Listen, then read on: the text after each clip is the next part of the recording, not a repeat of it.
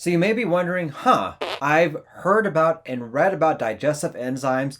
Do I need to take them? Well, in this video, we'll go through that exact same question. We'll talk about what are digestive enzymes, what are some of the most common maldigested foods. You may be suffering from that. Who needs to be on a digestive enzyme? Does it actually help? What to watch out for? And if you wait till the very end, I'll give you my number one Dr. Islam recommendation on whether you need to be on a digestive enzyme. Guys, let's talk about food. Howdy y'all, Dr. Samir here, aka, you know it, your poop guru, trying to give you the best tips and tricks to help out with your health. If you haven't already, don't forget to smash that like button.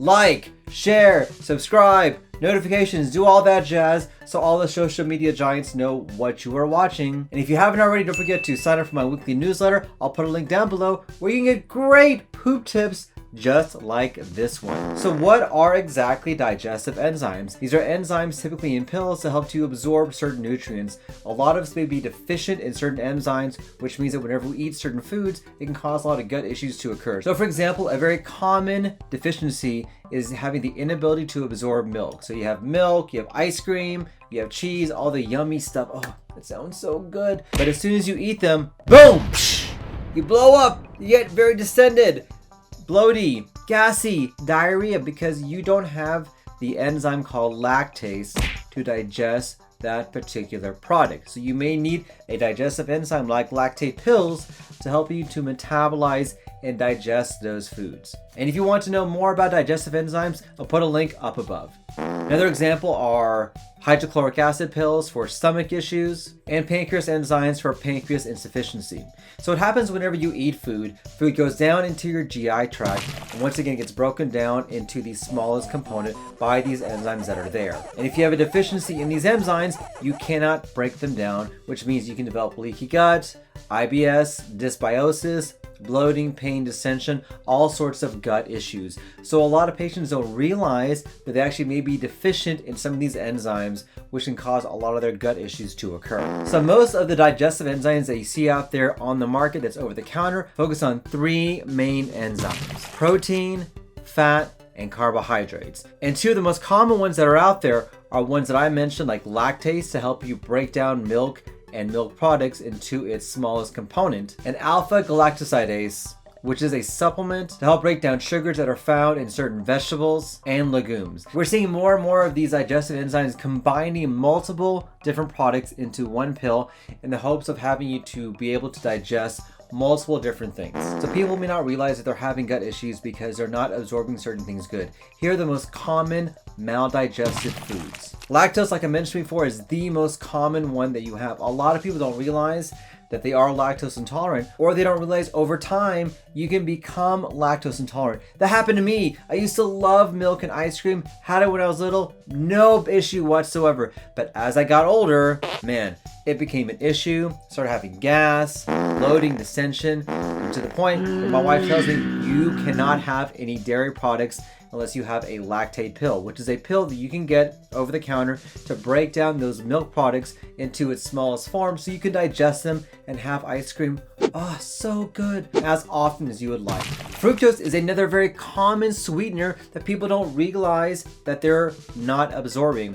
There's just so much fructose in a lot of the foods that we eat, whether it's high fructose corn syrup, and this can be found in all sorts of different condiments, products, foods that you may not even realize this. And this is a very common reason why people have bloating, gas, distension, diarrhea, because you're eating these high fructose corn syrups in products you don't realize. So for example, ketchup. Ketchup of all things has high fructose corn syrup in it. I mean, why do you need a sugary syrup? I don't understand that. But you add that to like a hamburger and all of a sudden you get bloating issues, gut issues. And a lot of people don't realize that they cannot absorb fructose. This is also found in soft drinks, juices, gum, and candy. One way to fix this is to take a digestive enzyme that has xylose isomerase enzyme. Man, that's a mouthful. This is also known as glucose isomerase. Okay, very fancy terms. This is a digestive enzyme that you can take before you actually ingest fructose so you can actually have a good time, not worrying about the bloat, the gut issues, the distension, and the diarrhea. Now what this enzyme does is that it metabolizes fructose into a different sugar called glucose. And that glucose Very easy to absorb. We do it all the time. The third most common food that we can't digest are fructans. These are a source of carbohydrates found in things like onions, garlic, artichoke, wheat, barley, and rye. Does it sound like somebody who has gluten issues? Yes, it does. And another type of fiber called inulin. And this inulin is often added as a supplement to healthy things like healthy ice cream, healthy protein bars, low carb food. So you're eating something healthy, yet you're feeling all ugh because you're not absorbing that fructan that's there. Now, fructans are typically marketed as a prebiotic fiber, so you may be eating this and not realizing that you may be making gut issues a lot worse because you're not able to absorb this particular carbohydrate. Unfortunately, we do not have a commercially available digestive enzyme to help you to get rid or metabolize this particular nutrient, so you may be out of luck here. I'm sorry about that. Another very common maldigested nutrient is sucrose. Yes, common sugar. People can't digest and they have gut issues from this. Now, sucrose intolerance is pretty not common, at least not as common as lactose intolerance.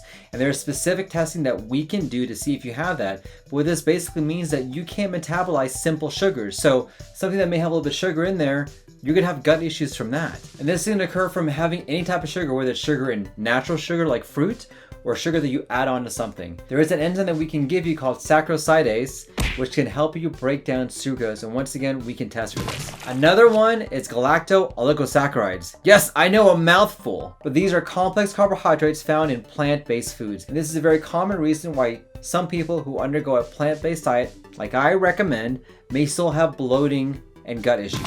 So things like Brussels sprouts, chickpeas. Oh, no, not chickpeas.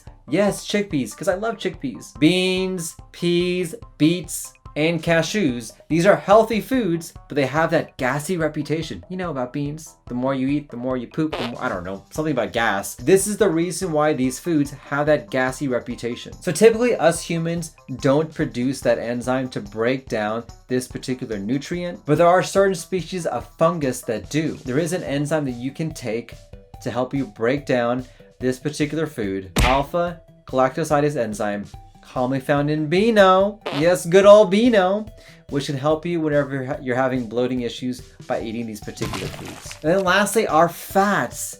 Fats are typically broken down by a pancreatic enzyme called lipase. But for some patients who have severe pancreas issues, like chronic pancreatitis, they don't produce enough pancreatic enzymes to break down the fat, and so they actually have fat in their stool, which is described as, okay, this is gonna be very disgusting, I'm sorry, but very oily, smelly, doesn't want to flush, has a rim on top. Ugh, I know, I'm describing poop. You actually may not realize that you might not be metabolizing fats appropriately. Now, most over-the-counter digestive enzymes do include a pancreatic enzyme supplement to help you digest these fats. However, most of the over-the-counter ones do not have dosages that are high enough to actually have an effect, which is why us doctors can typically prescribe this for our patients who have some pancreas issues, and this is maybe the reason why they're not having absorption of their fats. Hey guys, if you're getting value from this video, I would really appreciate it if you smash that like button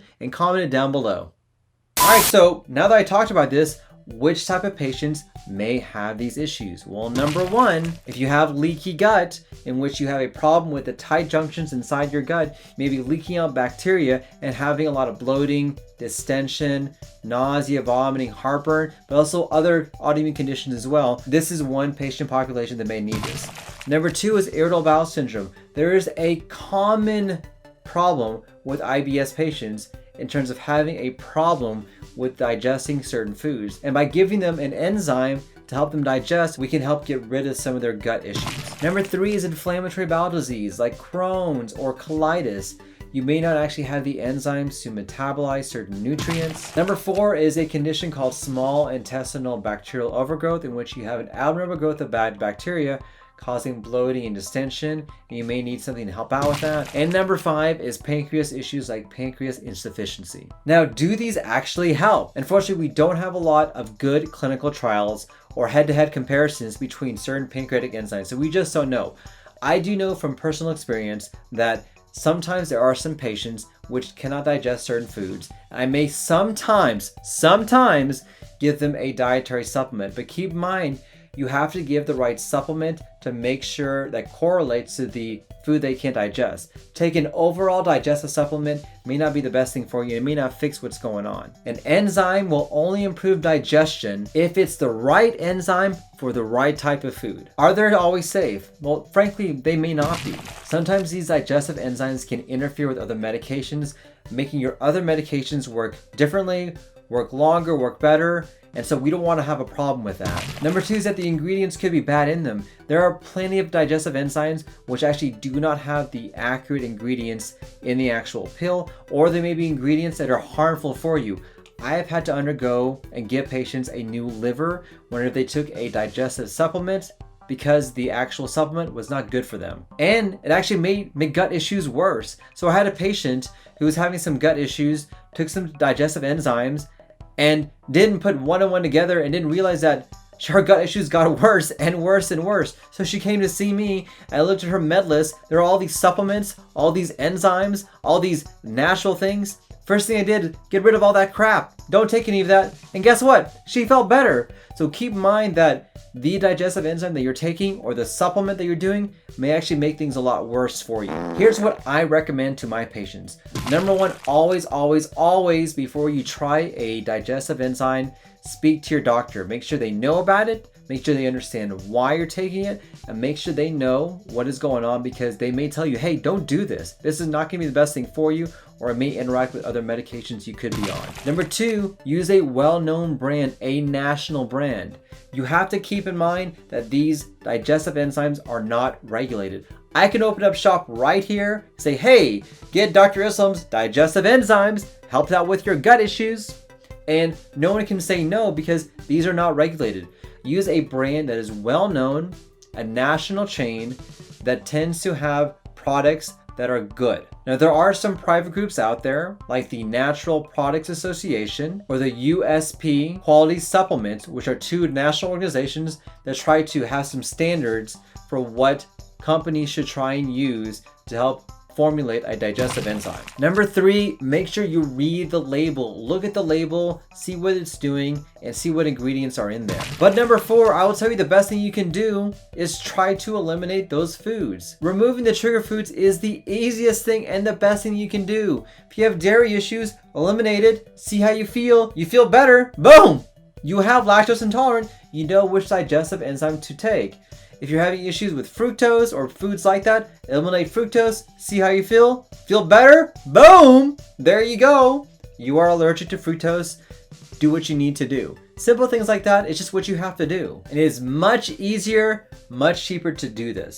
Guys, I want to thank you for watching this video. My question today for you, have you tried digestive enzymes? Did they work for you? What was your experience? Comment down below. I'd love to hear what you guys have to say. I want to thank you for watching. Don't forget to smash that like button. Yes, guys, like, share, subscribe. And if you haven't already, don't forget to subscribe to my weekly newsletter. Hey, if you're wondering more about digestive enzymes, I have a video right here just for you.